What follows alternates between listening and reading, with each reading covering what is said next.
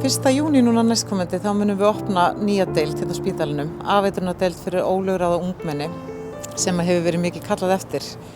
Nýja deildin verður á geðsviði Landspítalans undir fíknigeðdeildinni og þar verður pláss fyrir 2 sjúklinga í einu.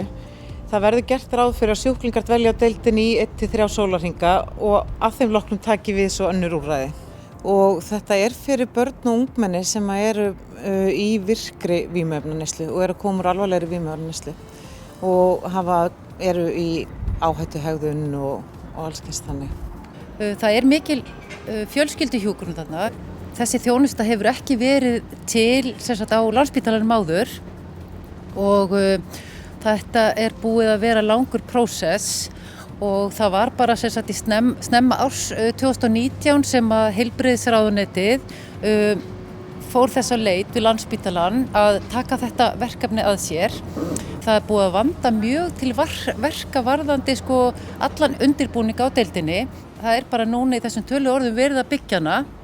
Mjög öflugir iðnaðarmenn sem eru þar að verkum, örugglega næstu því allan sólarhringinn.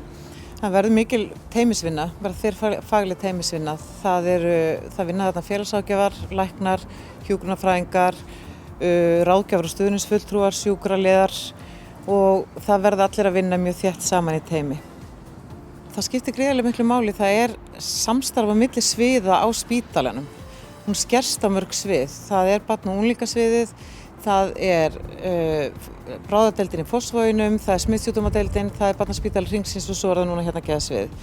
En síðast en ekki síst skiptir líka máli að það verður gott samstarf við félagsmála yfirvöld. Við höfum verið undanfarið að auglýsa eftir starfsfólki á deildina, bæði ráðgjöfum og stuðningsfulltrúum, sjúkraliðum og hjúkrunarfræðingum. Það er gaman að segja frá því að það var mikill áhugi á deildinni þannig að það var mikið af flottu, vel menntuð og hæfu starfsfólki sem sótti störf hjá okkur. Við erum að leita að hjúkrunarfræðingum með fjölbreyttan bakgrunn, hvort sem að sá bakgrunnur kemur hérna af Landspítalanum eða annars staðar úr heilbrigðiskerfinu. Ég er hjúkrunarfræðingur og er búin að vinna síðastliðin 6 ár á fíknigeðdeild og er búin að vinna á ýmsum deildum inn á geðsviðinu. En bakgrunnur starfsfólksins á deildinni, hann kemur bara alls staðar að.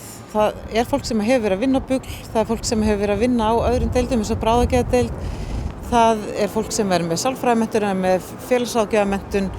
Það er svo spennandi að byrja að vinna á nýrri deild af því að þá getur maður haft talsvert það að segja hvernig þjónustan og deildin mótast og þróast. Þannig að ég held að það sé að því að fólk í dag er með fullt af flottum hugmyndum, auðvitað vinnu við samkvæmt gagnreyndum aðferðum en enga síður þá geta hjúkrunarfræðingar haft það að segja hvernig þjónustan verður. Fólki finnst örugglega oft erfitt að hugsa til þess að það eru börn þarna úti sem eru í virkri vímuefnaneyslu en þetta úrræði er mjög þarft. Við erum einn hlekkur af þjónustukeðju þessara krakka en svo má náttúrulega bara líka segja að það verður mjög gaman, þetta verður mjög fjölbreytt starf og við ætlum að hafa þetta skemmtilega deild.